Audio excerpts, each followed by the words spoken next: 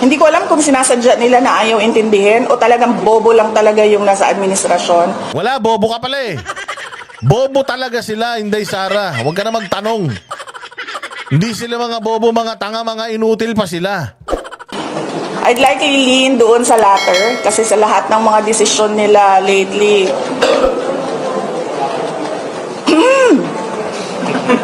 ay, alam mo, sa totoo lang talaga, nahihiya ako as a Filipino ba na nanonood yung ibang bansa sa atin and ganito yung estado ng, this is the state of the nation. So, nilalagay namin doon personal to differentiate it from official. Kasi pag personal, hindi ako gumagamit ng pera ng bayan. Pag official, gumagamit ako ng pera ng bayan.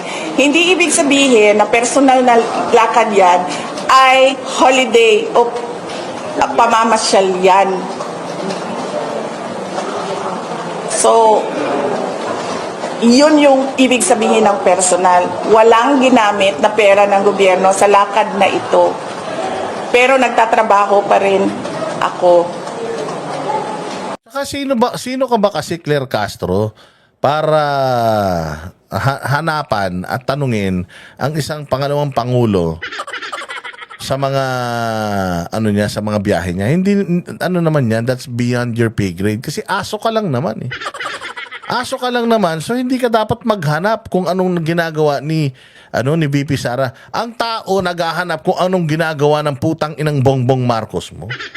Kaya dapat yun ang atupagin mo. Isabihin mo sa mga Pilipino ano ng kagunggungan ang ginagawa ni Bongbong Marcos sa Pilipinas. Hindi mo trabaho na hanapan si VP Sara ng trabaho. Unang-una sa lahat, si VP Sara po ay spare tire lang. Wala talaga siyang ganap.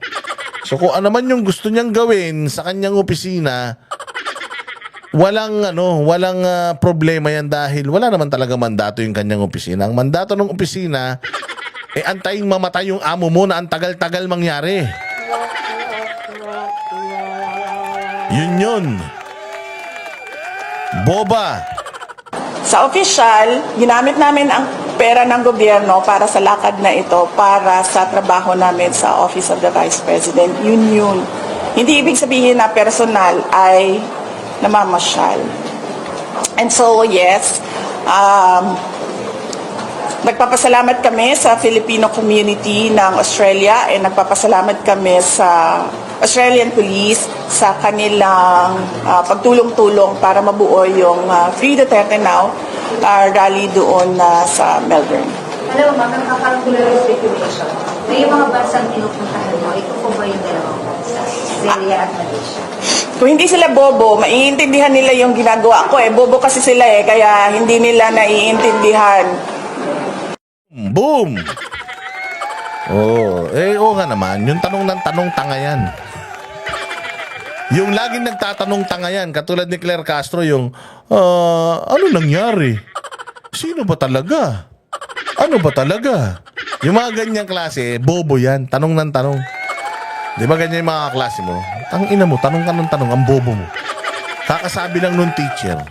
Ayun, hindi ka kasi nakikinig. Kakasabi lang nung teacher, tanatanong mo, tanongan, bobo ka talaga. Kakadikit mo yan kay Larry Gadon, kaya naging bobo ka na eh. Umupo sila. Tingnan nila.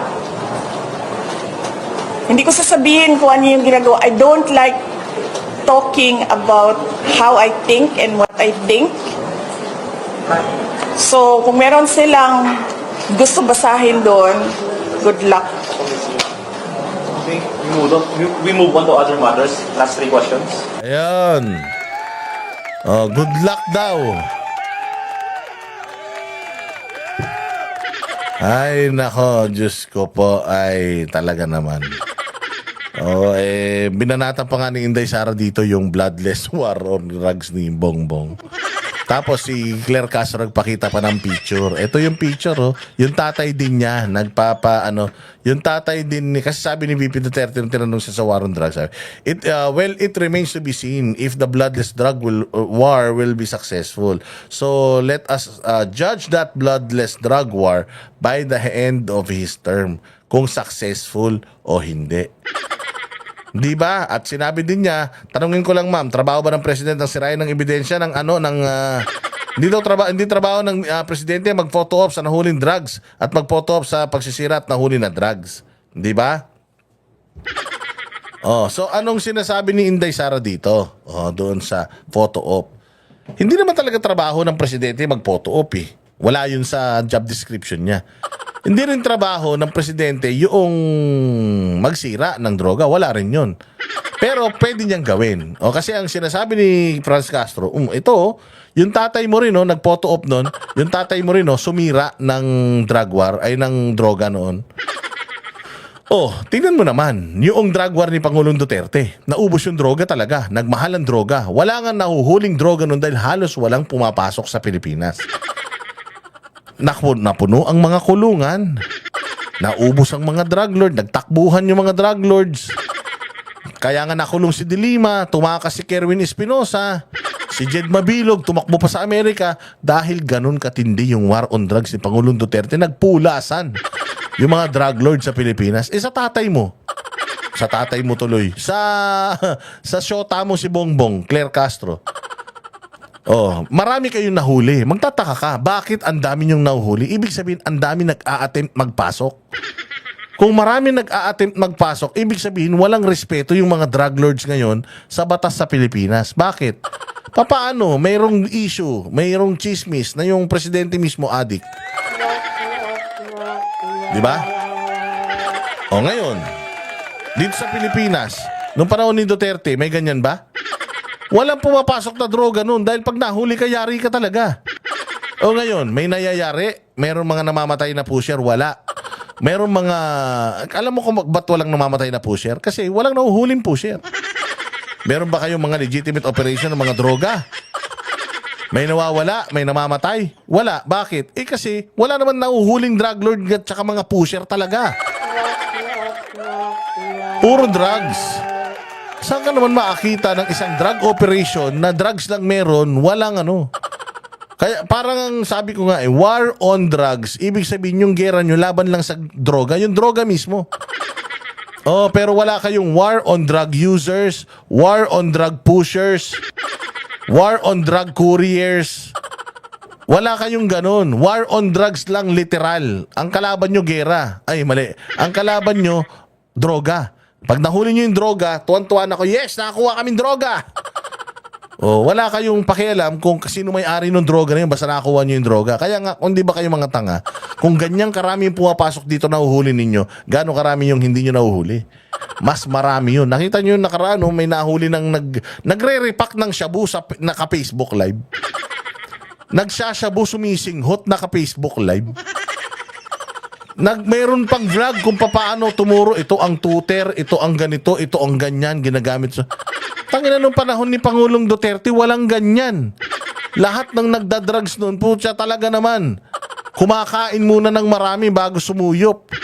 Para hindi mahalata. Ngayon, tanginang yan, proud na proud yung mga adik. Bakit? Puta, presidente nila. Di umano ay adik eh. O, di ba? Nagpa-drug test na, hindi pa. Kasi hindi daw yung konektado sa trabaho niya. Ba't siya magpapadrug test? Isipin mo yan, meron kang ganyang klase ng presidente. Tapos proud na proud si Claire Castro na wag mo ikukumpara si Pangulong Duterte kay Bongbong Marcos kasi mansana si Pangulong Duterte, bulok na kamyas si Marcos.